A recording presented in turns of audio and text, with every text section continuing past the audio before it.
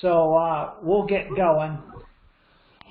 Let me make a couple of comments here first just about the platform that we're on and how we're going to use it. I would just as soon allow all the microphones to stay open during the thing so that you can ask questions as we go along. If it gets to be too noisy in the background, though, because there's noise at your place or whatever, then I may not be able to continue to do that. In any case, though, whether I have turned you all off audio-wise or not, you can use the chat system to communicate with me, either ask a question, make a comment, whatever. And in order to see the chat box, if you will, on the side of what you're seeing on the screen, you'll need to click the little icon that has the word chat underneath it. And then there'll be a chat box pop up where you can type messages. And just stick with everyone. You can send messages to everyone. Or even if you're asking me something, you can let everybody see what the question is. And if for some reason we have to, it's pretty quiet right now, so far so good. If you think to mute and unmute your microphone as needed, then it'll even be quieter. And that would be great. That way you can jump in when you want to and then turn yourself off when we're done with whatever the question was. So, okay, let's get into the meat of the matter. I'm going to share my screen here. Hopefully you're all seeing now a screen that says creation at the top. Is anybody not seeing that if you have video? Okay, good. Ooh, it's in Hebrew. Barbara Renicky. Well, hey, Barbara, we just got Barbara, started. welcome. Yay! Okay, I'll just listen tonight. I can't get it on my computer. Can't get it on the video? Okay, well, maybe we can work that out for the next time, or you can go back and look at the recording, or what have you. Okay. Okay. So, if you have your screen up, if you have video going, you should see creation in the beginning, which is what we're going to talk about today. And I guess would be better. The name of the course, as I've titled it, is God is Good. I don't know how many of you remember that ditty of a grace, dinner time grace that would be said. Yeah, God is great, God is say good. it all the time. All the time. In our family, too. Sometimes it was God is grace. I think that was just what we as little kids heard, and that's what we repeated, and I'm not sure about that. But anyway, so why is this course entitled God is Good, as opposed to perhaps God is Love? It's an interesting distinction. I'm just going to talk about that a little bit today, because we're going to kind of hit little bits and pieces of this all along the way. We're going to really focus on it when we get into Exodus. But the reason that Prager, whose books we're following here, is so big on good versus love, and I kind of agree with him, is this. Love is a feeling. And whether love is good or evil depends on who or what you love and how you express that. On the other hand, good is good by definition. So it's a distinction that is maybe the first time you've ever thought about that. It was for me reading these books, but it turns out to be important or helpful anyway in terms of learning things as we go through here. Interestingly enough, the phrase God is love does not occur in the Hebrew Bible, or what we Christians refer to as the Old Testament. And one time when Moses asks God to see him, or I'd like to behold your presence, God's response is, I will make all my goodness pass before you. Mm-hmm. So God himself suggests that his essence is goodness. So enough on that, just a quick little thing, and hopefully we'll pick up bits and pieces of that as we go along. Here are the sources that we're using. There's really only one and a couple on the side. The Rational Bible, that's the book that Dennis Prager has written. He's doing all 5 books of the Torah, which is, the Torah, if you're not familiar with it, is the first 5 books of the Old Testament: Genesis, Exodus, Leviticus, Numbers, and Deuteronomy. He says he's going to do all 5. Exodus was the one that came out first, and the reason he states for not doing it in sort of book order, you might say, was because Exodus contains the 10 Commandments. And his opinion is that the 10 Commandments is the most valuable thing in the whole Hebrew Bible, all of the Talmud, the Hebrew law, etc., etc. One of the statements he makes is, if everyone just followed the 10 Commandments, we'd be practically devoid of human-caused suffering. And, you kind of have to agree with him. Oh, let me go back a minute. Dennis acknowledges, I spelled that wrong, sorry. Dennis acknowledges all kinds of sources in his books, Jewish rabbis, Jewish commentators, teachers, parents, all kinds of people who have contributed to his 30-some-odd years of developing all this stuff. And just for your information, that Sefaria.org is the website that I use to grab the text, the verses from the Bible that are shown in this slide show. They're very close to what Prager shows in his books, but it may not be exact, so I wanted you to realize that if you do see differences, that's why. So what are the key points we want to get out of the whole thing? This is sort of still part of the introduction. Some of you probably recall that my dad and I developed a course way back when called Is God Expanding Too? And it was basically a look at cosmology, current science of cosmology, the beginning of everything, and the creation story, Genesis, in the Bible. And we did just that for, I don't know, 6 or 12 hours worth of course time.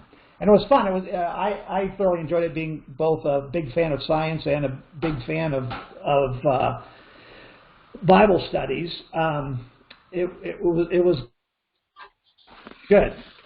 But one of the things that we talked about then was when everybody asked, well, what's the difference, or why don't you think they conflict? And we would always say, Dad and I, it's because science answers the question of how, and the Bible answers the question of why. Well, that was my old answer. I have a new answer now, actually, because of this study that I put together here. What I would say nowadays is science deals with knowledge, and the Bible deals with wisdom. Yeah. And hopefully as we go through this entire course, that will become more and more evident. Another little story that is worth telling at this point is my dad did this course for a boy in my sister's school where she taught, who wanted to kind of study the similar things, the creation story, cosmology, and all that sort of thing. And before they headed off in that little course that the two of them did, my dad and his boy, I think my sister suggested they go talk to the rabbi and make sure that this is okay. They were in a Jewish academy, so he did. And of course, the rabbi said, "Sure." He said, "I have but one caveat for you: do not put words in God's mouth."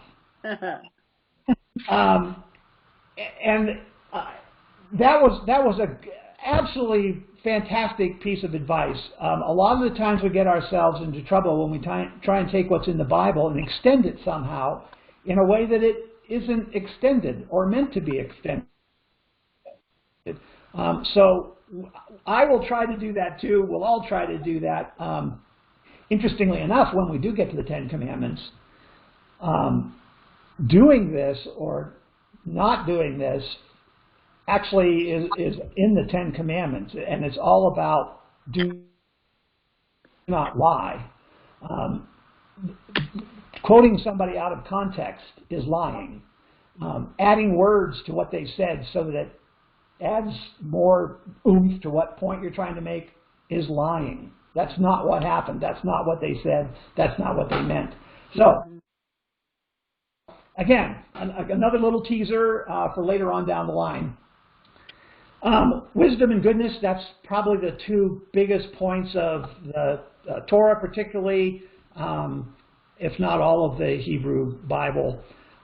And what we will hopefully learn, among other things today, is how different the creation story in particular, and again the rest of the Torah, was from previous thinking, previous literature of the day. This was all written 3,300 years ago, so we're in somewhere in the Bronze Age when this was put together, and all the stuff that preceded that. And there's plenty of it, but it's all pagan gods and nature gods and tribal gods and all that sort of thing. This was different, and we're going to look at some of those differences. This was the first time one God claimed to be the one only universal God. It always reminds me when I hear that phrase in Miracle on 34th Street when the judge says, now you're going to have to show that you are the one and only Santa Claus. So here we are, one and only one universal God. What this leads to, among other things, through Adam, or from God through Adam and on down to us, is that, in effect, all humans are brother and sister. Mm-hmm. So another thing that was new about this revelation, or this creation story, is that God is invisible and he is incorporeal. One of the things this indicates is that the physical, what we hear, see, smell, touch, feel, is not the only reality. Life is infinitely more than the material world. And the next step from there is leading to the possibility of afterlife, which, again, we will talk about as we go. Remember, these are just the big pictures kind of warming us up here. Mm-hmm. God is moral is a new or a changed idea from the past, meaning before 3,300 years ago. Up until then, previous gods were fairly capricious. They weren't particularly moral. But now, ultimately, justice will prevail. There is, of course, great injustice in the world and great suffering, and that's one of probably the primary reason why people have a hard time believing there even is a God, is how can a God let so much suffering and so on occur? Well, that's another thing we're going to deal with as we march through this course.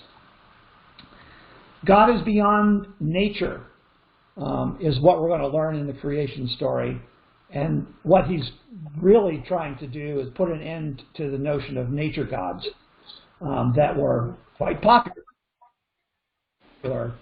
at the time. And probably are, I would say, seeing a resurgence of some sorts. We'll see about that. God loves and wants to be loved. This notion was first introduced here in the Torah. No other history had a God like this that wanted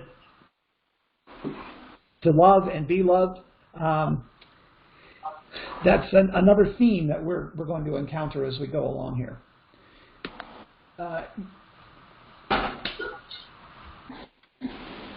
Universal human rights. It has everything to do with being human. It doesn't have anything to do with gender. It doesn't have anything to do with race. It doesn't have anything to do with position. It doesn't have anything to do with wealth. Doesn't have anything to do with anything else you might dream up. It's just being human. And of course, we continue to fight for these ideals to this day. Jews, and by extension Christians, are charged with sharing this wisdom with the world. And we'll see evidence of that even in the first two books, Genesis and Exodus. Oh, that reminds me, I forgot to tell you.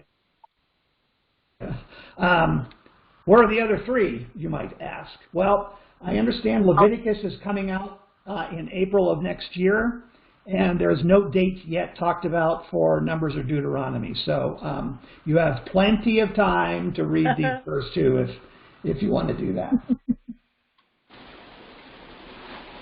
And another thing to understand here, and it may be hard to pick up here in the creation story and the early parts of Genesis, this is not aimed at the Hebrews or the Jewish people.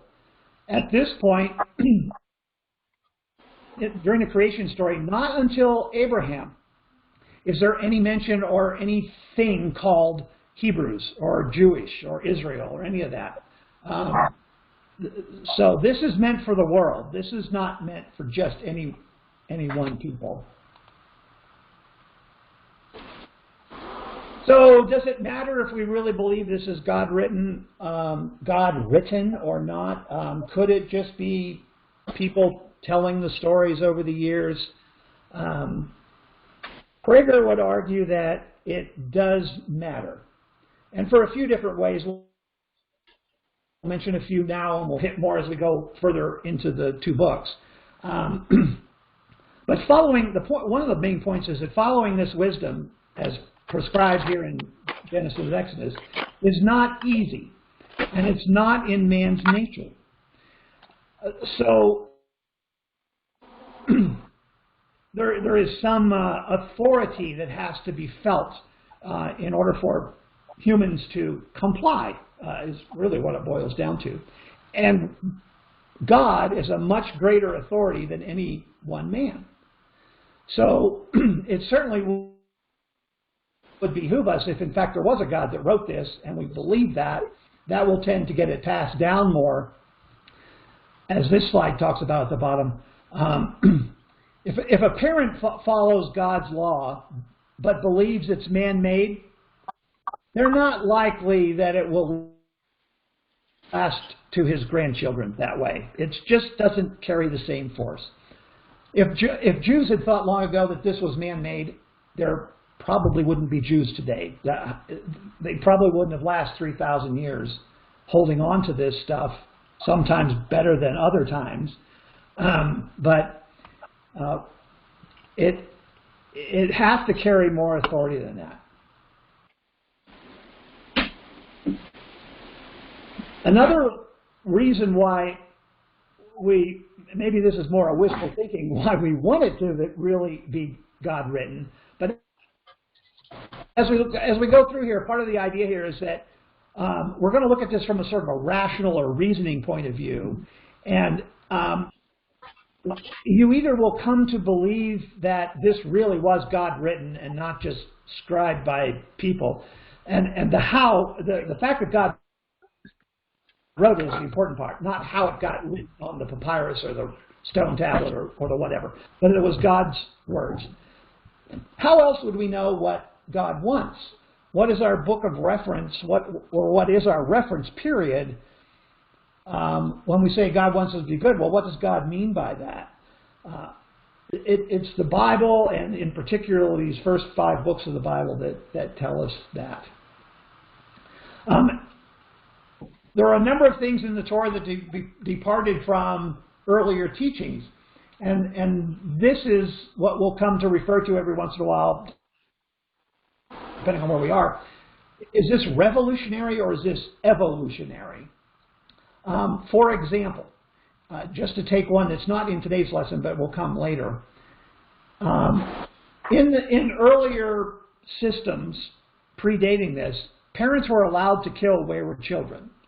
It was just accepted. If you had a child that you just couldn't deal with, it was okay to kill them.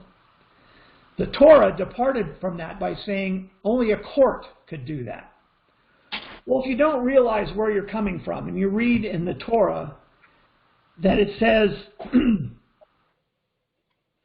a parent can take a child to a court and have them, in essence, executed, that sounds very primitive and very immoral even. But you have to realize that was a huge advance, a quote-unquote step in the right direction from what had existed previously. So this would be looked at as an evolutionary progression towards an ideal, not an immediate or revolutionary hit on an idea. I'm sorry, an ideal. And interestingly enough, there is no record in Jewish court of ever ordering a child's death at the request of a parent. So Oh, good. it didn't happen anyway.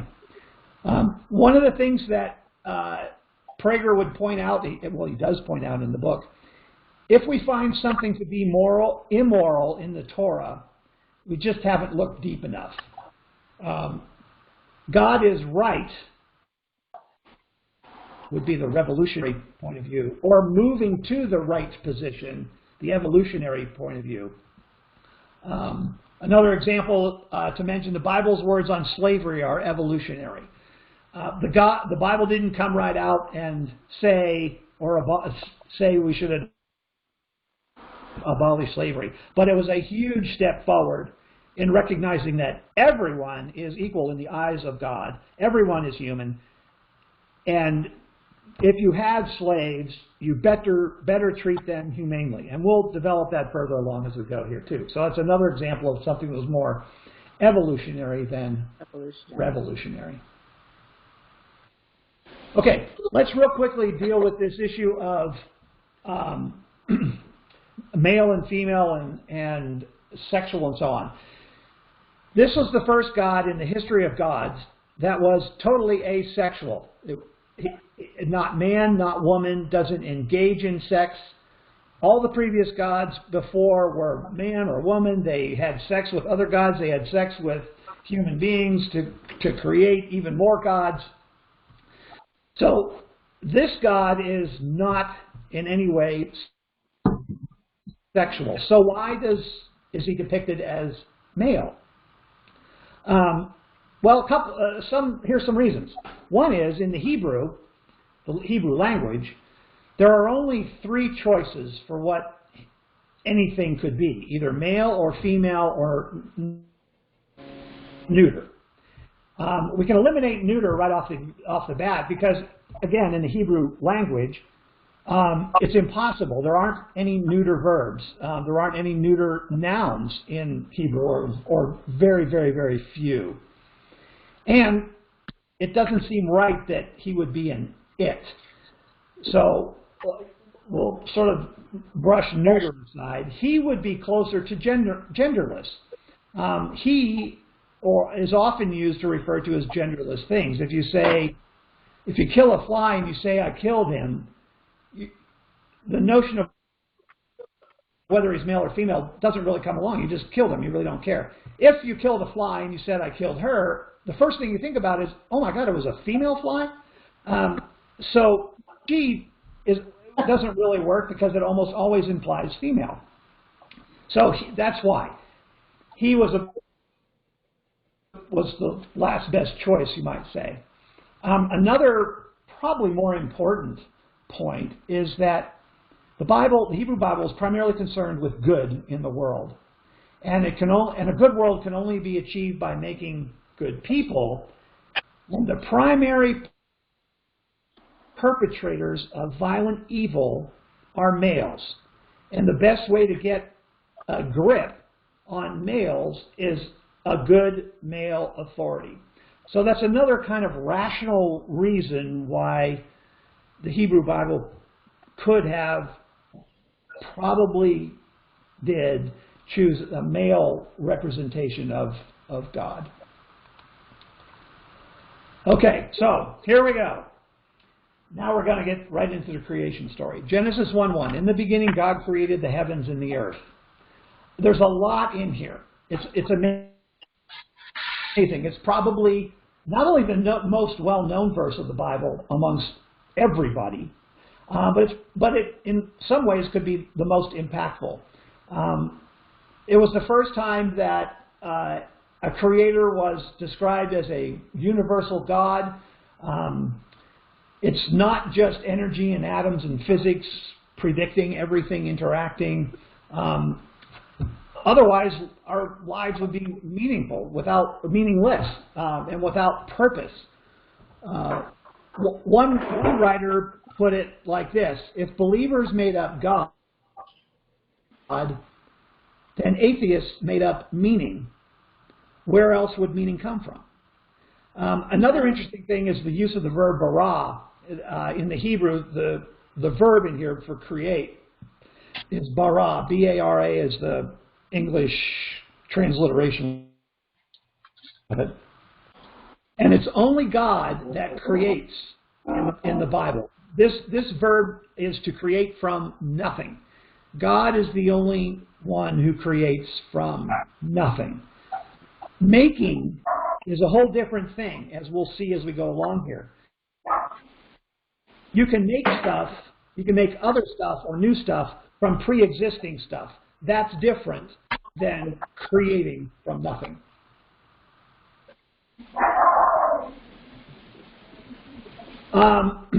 You might not have noticed that just the text at the bottom changed. The word for God in this first verse is Elohim. And Elohim is a plural noun. It means gods, really. But, and this is one of the things you get to notice when you dig down into the language a little bit, bara, the verb here, is singular. Remember, nouns and verbs have to match.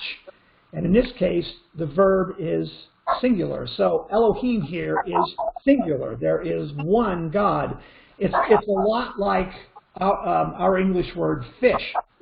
Fish can be either singular or plural, and the only way you can tell is from the context. Did the fish swims, or which would be singular, or the fish swim, that would be plural.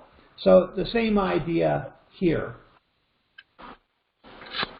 Another posited thought for why using a potentially plural noun is that this one God encompasses all previous notions of what a God did or could do,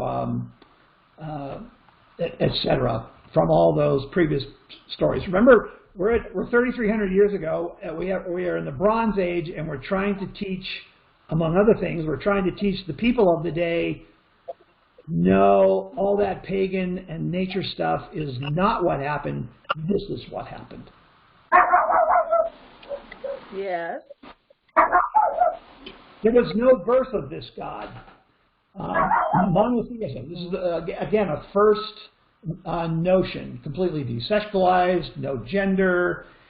If God were created, he wouldn't be God. A person would ask, well, who created God? And say maybe, well, God's dad?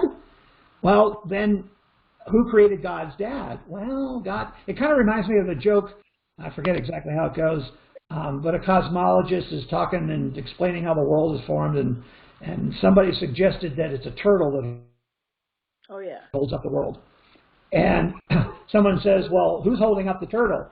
And the guy says, well, it's another turtle. And this goes on for a bit of a time, and then someone stands up and says, okay, Sonny, I see where you're going. It's turtles all the way down. Well, that's about as crazy as trying to, what's the biggest number? You know, it used to be 1 million, then 1 billion, then a Googleplex, and then made up words. And then, well, what if it was that plus 1? It's kind of meaningless. This isn't the fact that there's a God isn't so hard to believe necessarily, given all the things that come with it, like, for instance, meaning or purpose.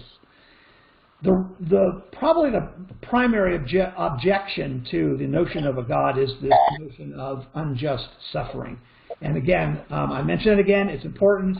We're going to deal with it as we go along here. One person put it, the believer has to account for unjust suffering. The non-believer has to account for everything else. Where did everything else come from? Well, that's one way to say it, I guess. From nothing. Everything had a beginning, even time. This is an interesting notion. I mean, we once thought that the universe had existed forever and would continue forever. But in less than 100 years, science switched to the Big Bang Theory, which is the, I guess, most prominent theory of the day, which has a beginning and an end to the universe. And as big a fan as I am of science, I recognize it can't answer all the questions. It can pick away at the knowledge part, but clearly has nothing to say about wisdom.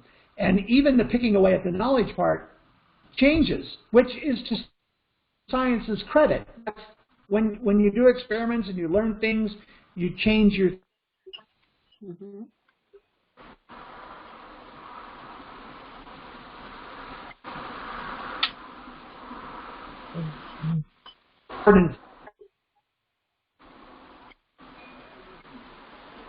Jamie, we can't hear you.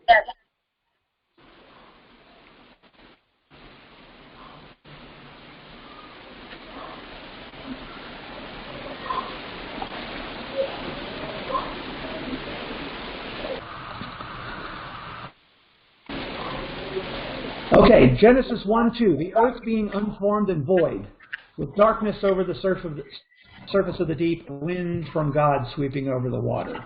The natural state is disorder. And the thing that this creation story is telling us, among other things, is that God ordered this chaotic initial universe. Physics has a term for disorder, is entropy. That's the disorder of things. And generally, without constraint, all of nature moves to more disorder. God is trying to order it. He's also trying to create distinctions, which, again, will man, God, good and evil, man, woman, holy, profane, parent, child, beautiful, ugly, life and death. Distinctions are very important in the Torah.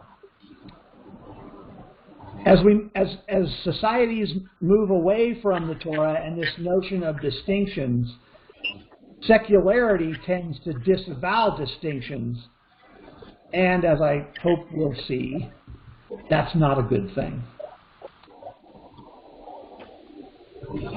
Same verse, surface of the deep. Entirely water-covered earth initially. Some scientists estimate that the entire earth was covered at an average of about 1.5 miles of water. And an opaque atmosphere, which would have led to, if not simply not being able to see stars and sun and so on, might even have been pretty dark.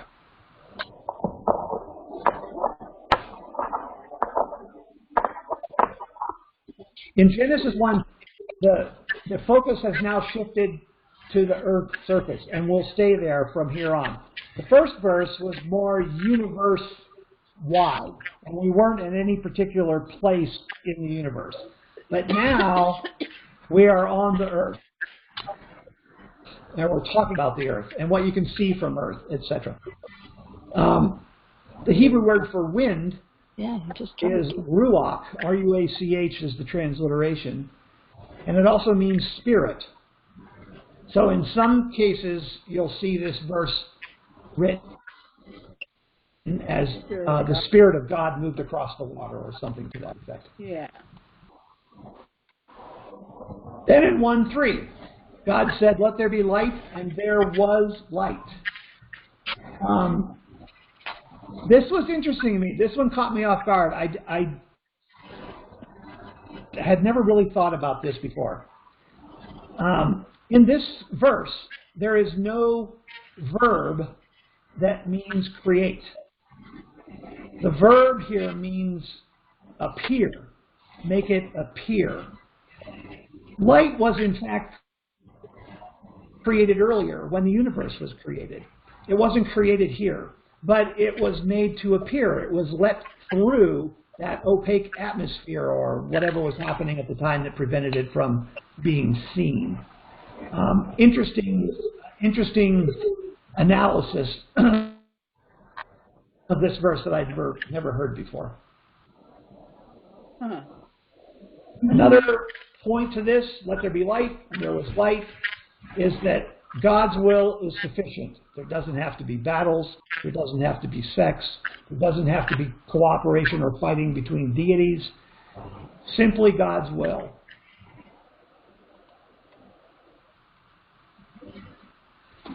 In 1:4, God saw that the light was good, and God separated the light from the darkness. It was good. The phrase "it was good" appears 7 times. We'll learn as we go through this that 7 is a magic number. I don't mean magic. I mean meaningful. And I'll tell you right now, where it always harkens back to in the Old Testament is the 6 days of creation and the 7th day being the Sabbath. That is a big deal. The reason the Sabbath is celebrated by the Jews and held in such high estimation is that it's the time to remember that God created the world. And it's a time for you to reflect on taking your rest and reflect on what am I doing of value the other 6 days of the week. That's a quick summary. We'll get into that a little deeper. It's also very important from the point of view of optimism. Good will prevail. We become very optimistic at this point, particularly when we're told 7 times that it was good.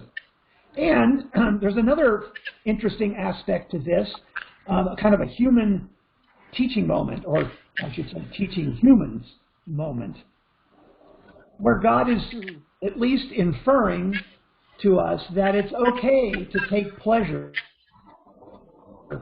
and admire your own good work. It's not false humility. It shouldn't be false humility. That's not good. And you can't let it become arrogance either. But it's okay to take pleasure and admire your good work.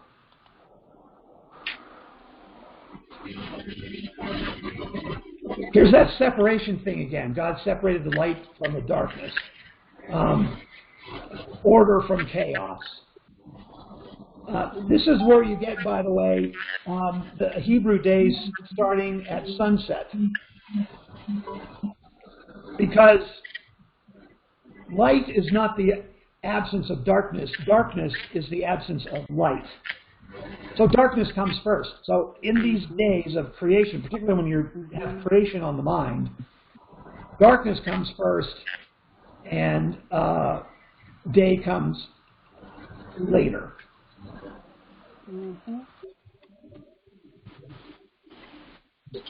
So 1.115. God called the light day, and the darkness he called night, and there was evening and there was morning, a first day. So this is as good a time as any. What's a day? This hangs up a lot of people.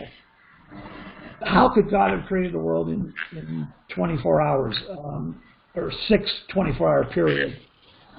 The point here, the main point here is, again, remember, it's not how or how long, it's why and what's the meaning behind all this. But let's talk about the day anyway. A day doesn't necessarily mean, even in the ancient Hebrew language, a 24-hour period. It's very much the same as our expressions on the day that something happens, meaning sometime in the future, or in the day when we used to do this. It refers to a period of time or an era.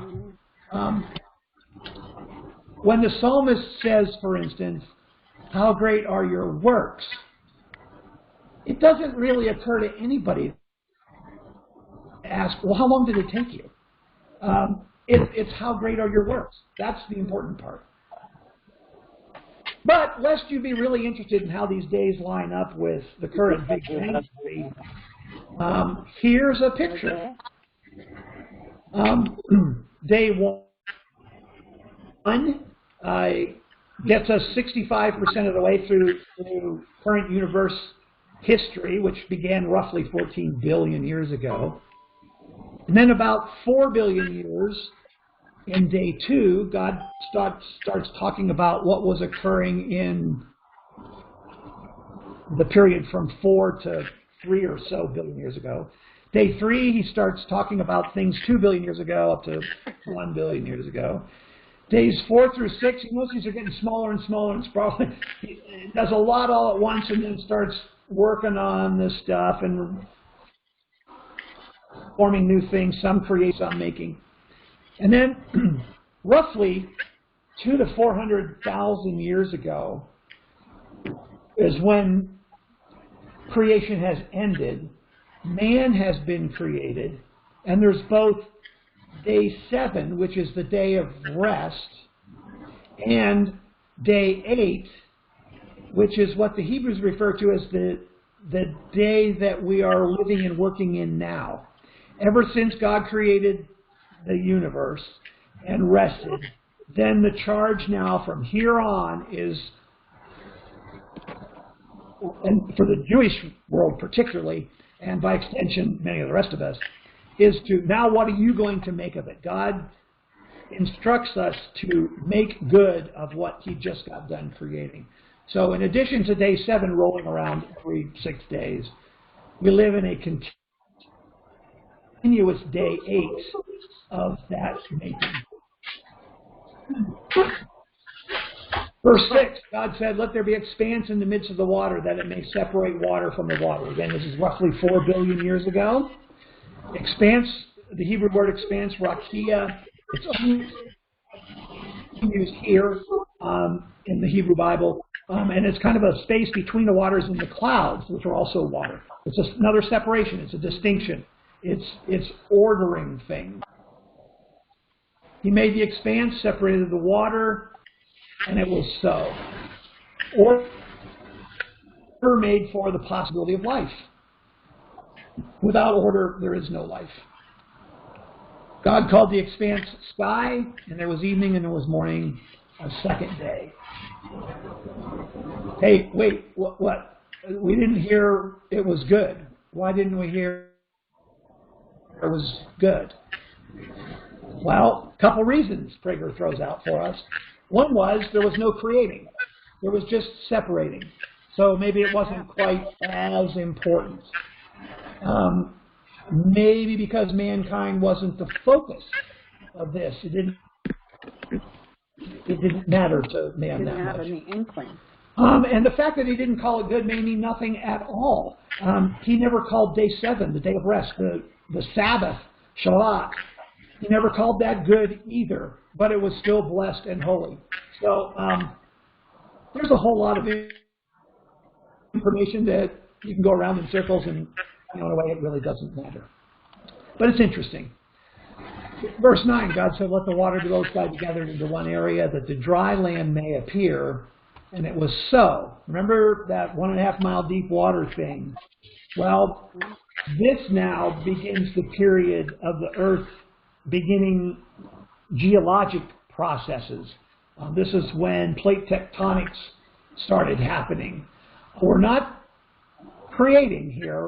We're making from existing material. And when I say we, I mean the earth. What's happening is making. It's not creating. We're making mountains, and we're making troughs in the ocean floor and all that sort of through plate tectonics of pre-existing material. And that is what, at this period of time, created the dry land. God called the dry land earth, and the gathering of waters he called seas, and God saw that this was good. Verse 11, God said, let the earth sprout vegetation, seed-bearing plants, fruit trees of every kind on earth that bear fruit with the seed in it. And it was so.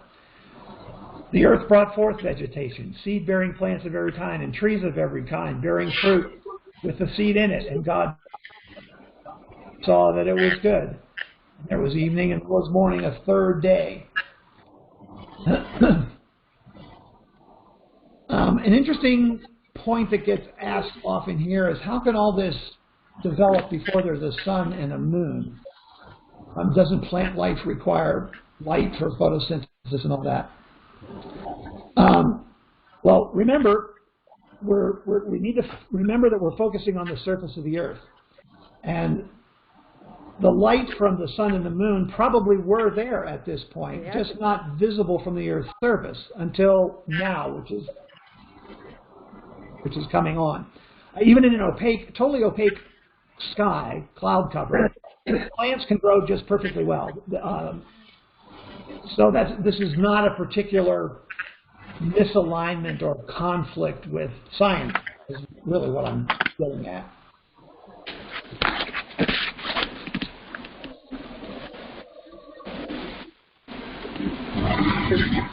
This is 14 and 15. Let there be lights in the expanse of the sky to separate day from night. They shall serve as signs for the set times, the days, and the years. And they serve as lights in the expanse of the sky to shine upon the earth. And it was so. This is the second word, or the Hebrew word that appears here, referencing light, is a different word. It's the second word in the creation story for light. The first light, way back earlier, was Or, H-O-R. Here, the second, Mi-O-R, M-I-O-H-R-O-T, means a body that gives light. So this lends credence to the notion that these are not new bodies. This is not the creation of new light-emitting bodies. This is existing light bodies being revealed through the clearing of the atmosphere over time, evolution over time. God made the two great lights, the greater light to dominate the day, the lesser light to dominate the night. God sent them in the expanse of the sky to shine upon the earth, to dominate the day and the night, and to separate light from darkness. There's that separation thing again. And God saw that this was good. And there was evening and morning, a fourth day. Central teaching here, what is one of the central teachings here? Neither the sun nor the moon are deities. Remember, got to keep remembering, we're talking to pagan-type peoples who had all these pagan gods and deities, and sun, the gods, the moons, the this and that we'll get to. Here it's being made very clear, God created these two lights. He revealed those two lights. He put them in the sky to be day and night. And he did that for man, because man needs day and night. From the Earth's perspective, interestingly enough, and remember, we're looking at it from its perspective, the two great bodies that are referred to here appear to be about the same size, even though one is incredibly larger than the other. Because of parallax, the fact that one is much closer than the other, they both have the same apparent size. God said, let the waters bring forth swarms of living creatures and birds that fly above the earth across the expanse of the sky. God created the great sea monsters and all the living creatures of every kind that creep, which the waters brought forth in swarms, and all the winged birds of every kind. And God saw that this was good. God blessed them, saying, be fertile and increase, fill the waters in the seas, and let the birds increase on the earth. And there was evening and morning, a fifth day. Another reference to a previous pagan god, a sea creature. The Hebrew used in this verse is Taninim, T-A-N-I-N-I-M, which referred to a great sea monster that was worshipped by groups and tribes, nations previous to this, probably after too. The Torah tells us, nope, these were created by the one true God, and they are not gods with a small g. They are stripped of divinity. The created word, bara, is used here for the second time, where he's doing some of this creating. And the third time will be when he creates man. Remember, bara is the God creating out of nothing. The other word is simply make, which is generally understood as make something out of previously existing stuff. Verse 24, God said, let the earth bring forth every kind of living creature, cattle, creeping things, and wild beasts of every kind. And it was so. God made wild beasts of every kind and cattle of every kind and all kinds of creeping things on the earth. And God saw that this was good. This is the period of life evolving. We haven't gotten to the grand finale yet, the creation of the man. So creatures are evolving.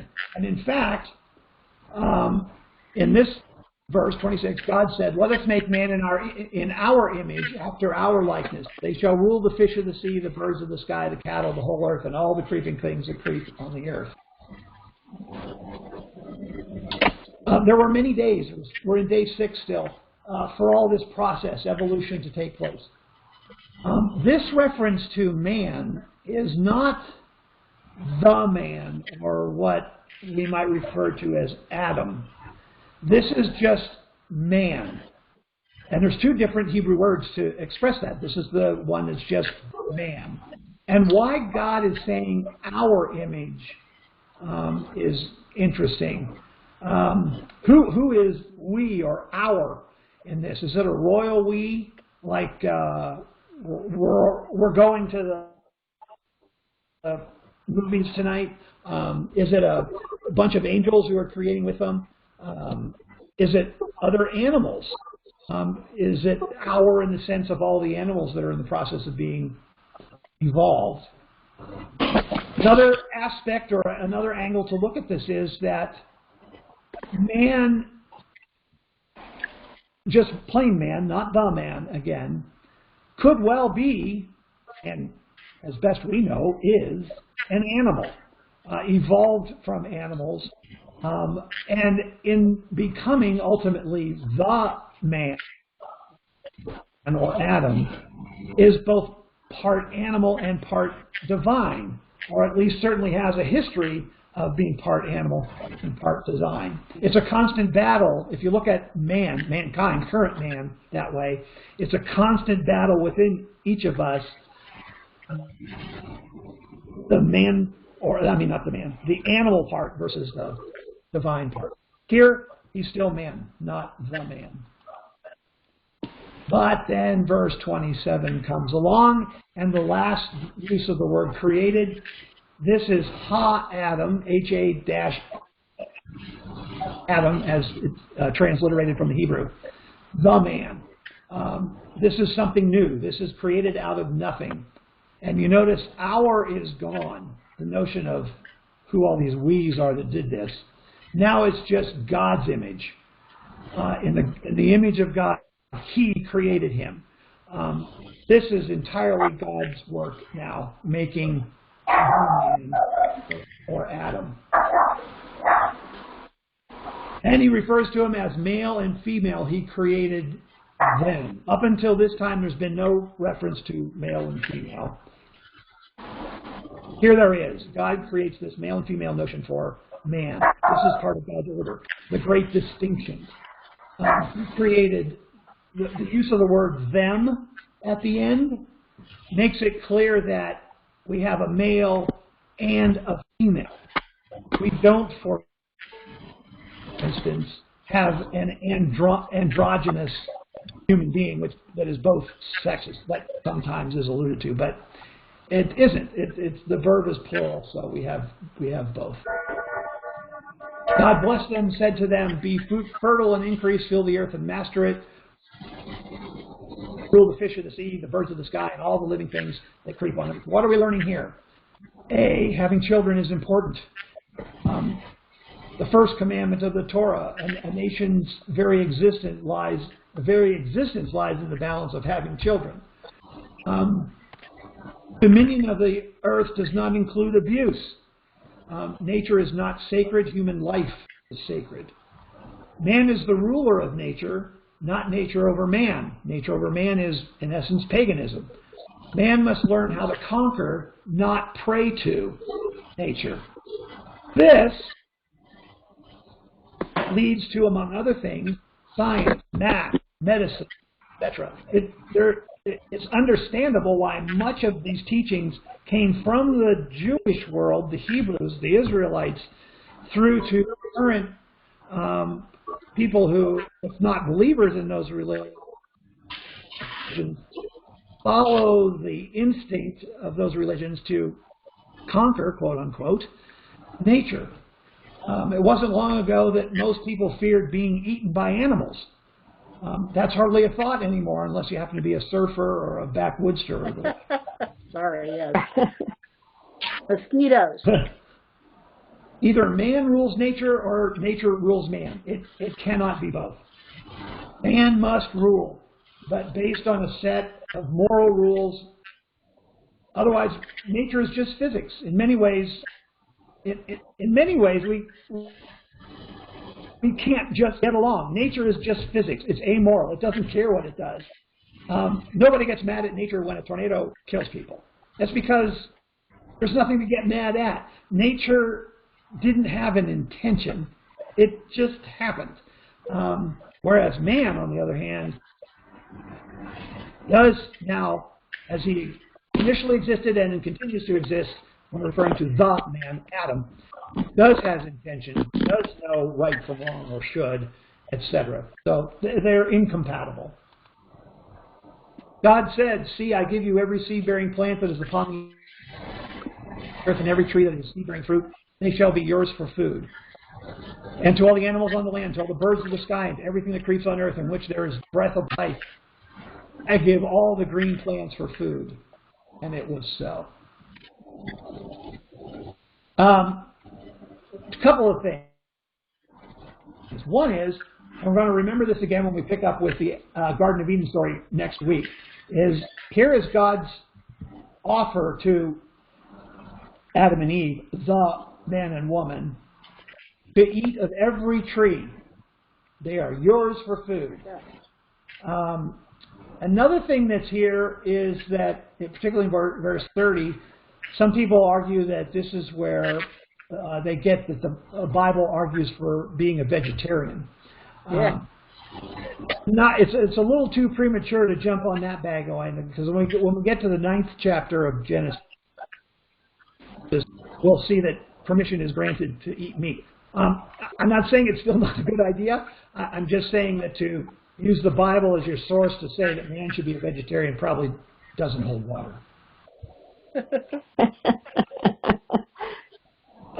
God saw what he had made and found it very good. There was evening and there was morning the 6th day. The heaven and the earth were finished in all their array. On the 7th day, God finished the work that he had been making, and he ceased on the 7th day from all the work that he had done. Again, the verb is made, not created. And God blessed the 7th day and declared it holy, because on it God ceased from all the work of creation had done. This is an odd sentence in the Hebrew language. What he had done isn't done, really, but what he had made. He ceased making. Creation is not enough. Something must be made of it. So God was doing some making. That's now our job. That has to do with we live in the 8th day, and it's now our job to continue making it. This was the first time in any written history where time is sanctified, making the 7th day holy. There is more to life than work, is one of the messages to us humans here. We humans are valuable even when we are not producing. It's the only ritual in the 10 Commandments. All the rest are other kinds of laws. This is the only ritual. Thou shalt keep the Sabbath. And all these references to Sabbath and the 7, anything 7, all point back to this story of creation. God blessed the 7th day and declared it holy, because on it God ceased from all the work of creation that he had done. The Hebrew for ceased in this verse is Shabbat. The word for Sabbath is Shabbat. It's exactly the same 3 letters used to spell both words. And if you ever get a chance or have had a chance to experience Yom Kippur in Israel, Yom Kippur being the Day of Atonement, it's the 10th day of the 7th month. It's like all these numbers and 7. Everything shuts down. It is like eerily still. And when that happens, you can't help but experience sacred time.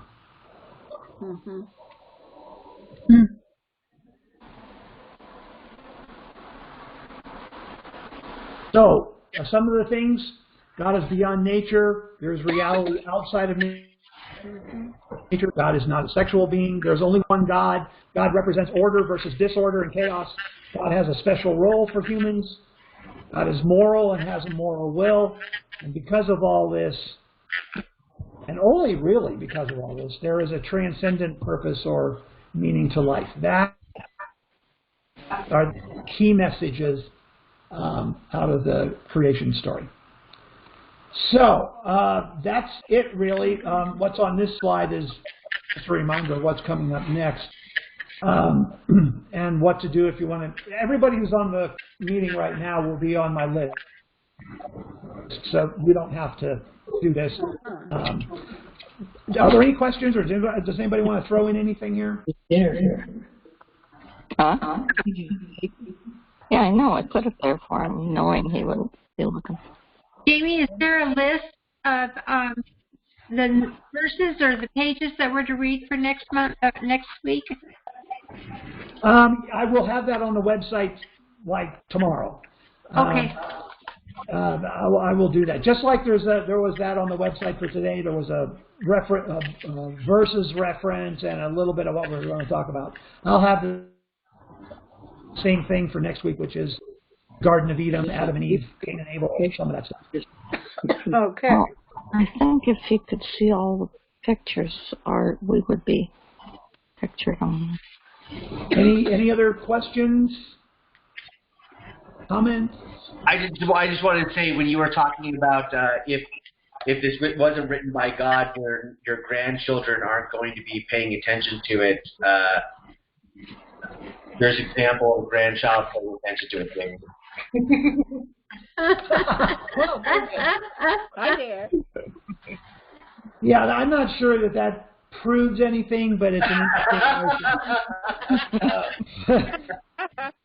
It's like any rule. We'll learn about rules a little bit as we go here, but general rules are general rules, and just because there is anecdotal evidence that the rule doesn't apply or isn't always true, that doesn't negate the rules. Like the best example, and Prager uses it in his book, seatbelts. The general rule is seatbelts save lives.